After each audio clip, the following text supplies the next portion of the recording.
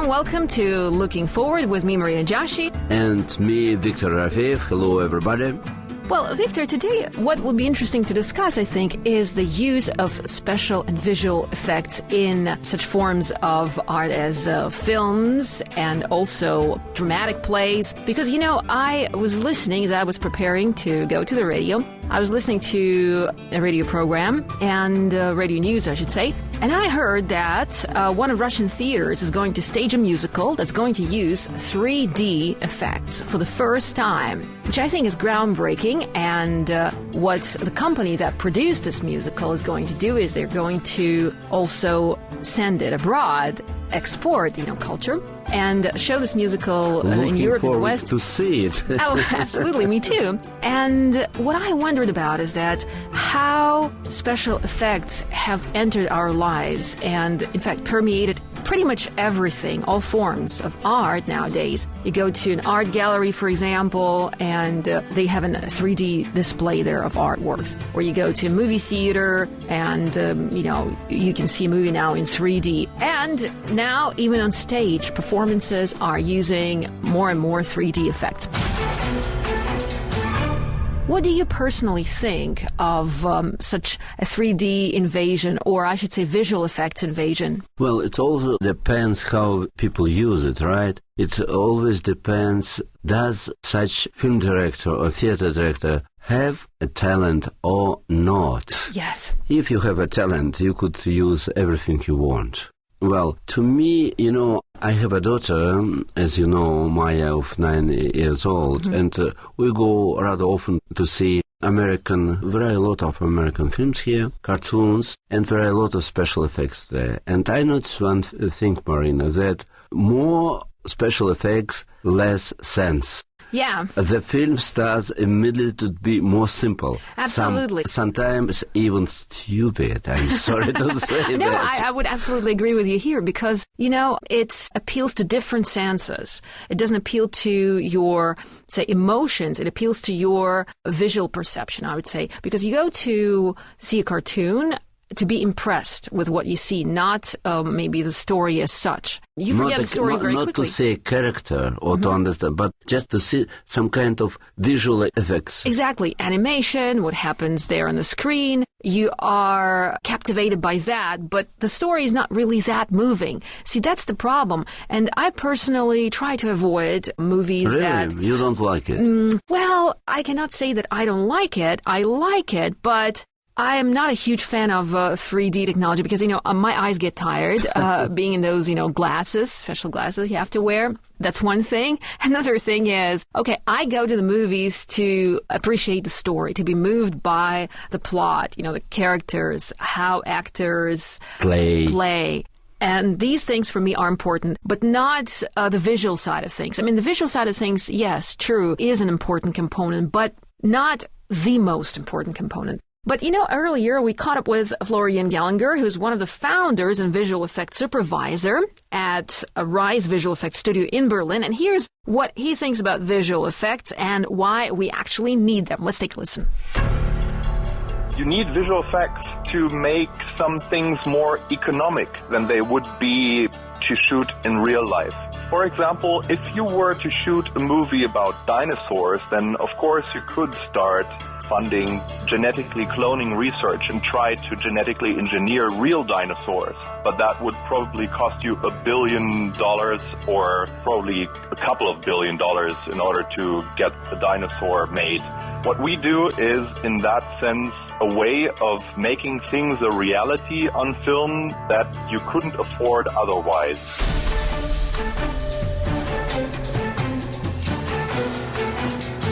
Looking Forward on Radio VR.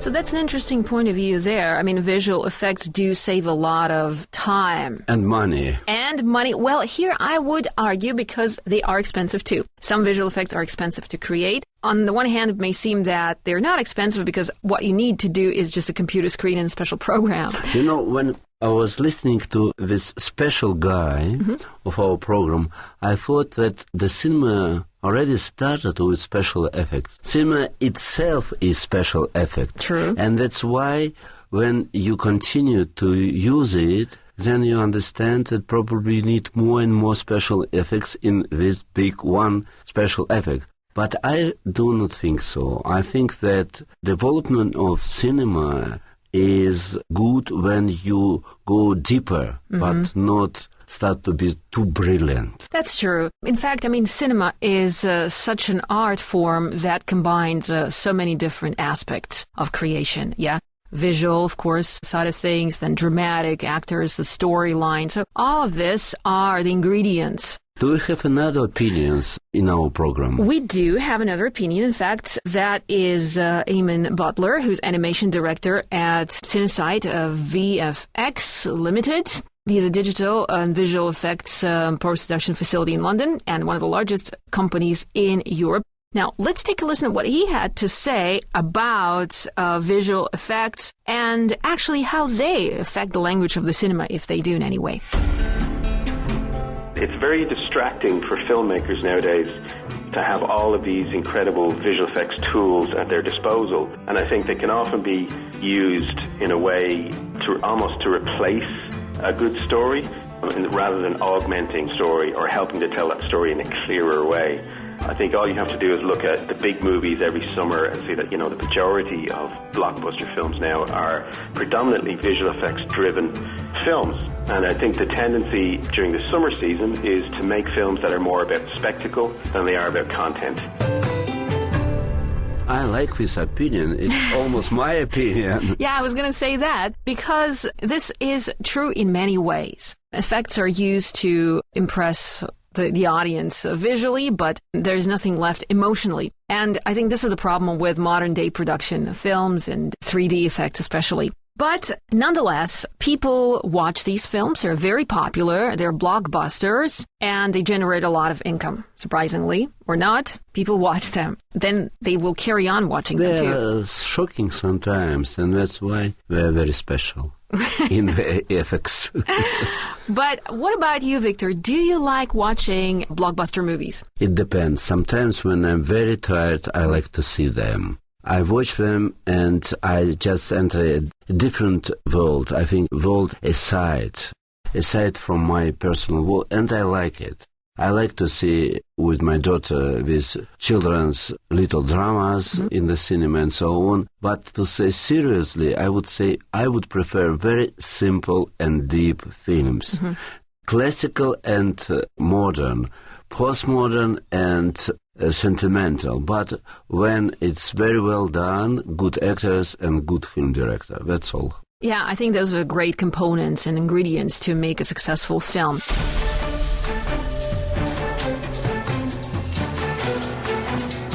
Looking Forward with Victor Yerofeev and Marina Joshi on Radio VR.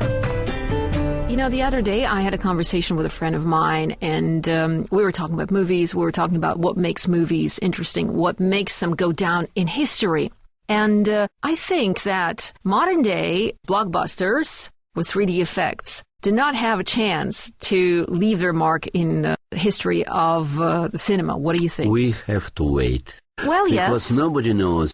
As you know, I know more about literary history, and, you know, I remember that we have a magazine, as you know, called Ogonyok, and many years ago, something like in the beginning of 30s, they decided to make an analysis who will be forever in the history of Russian literature among the contemporary writers. Yes. Nobody stayed, you know, they are totally different because there are no Bulgakov, no Platonov, even no Sholokhov there. So you understand that everything changed, and I think the same could happen with the films. So probably some of the blockbusters could penetrate the history. Who knows? I agree that only time can tell, using the cliche, same old cliche. Yes, only with time it'll be clear what things have more value or less value. Probably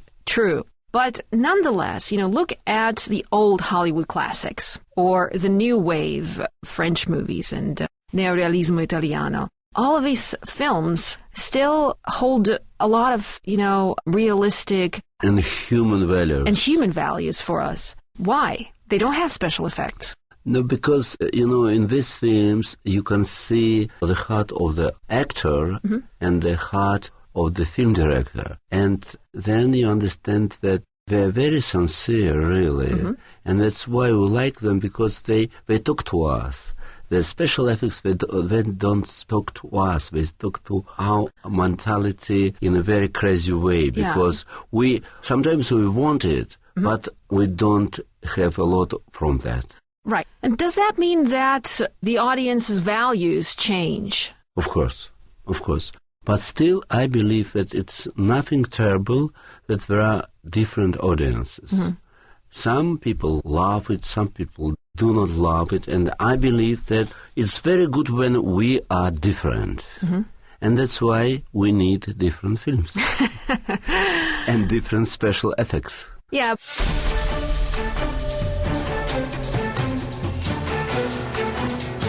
Looking forward on Radio VR. What I personally think is concerning here is that people are moved by different things. Yeah, and I agree with you. Maybe the younger generation or the modern generation that appreciates 3D and are mad about 3D technology, they're more like robots. The movies sort of lose their emotional appeal. They do not touch our hearts. They just touch our eyes and brains to a certain extent, and that's it.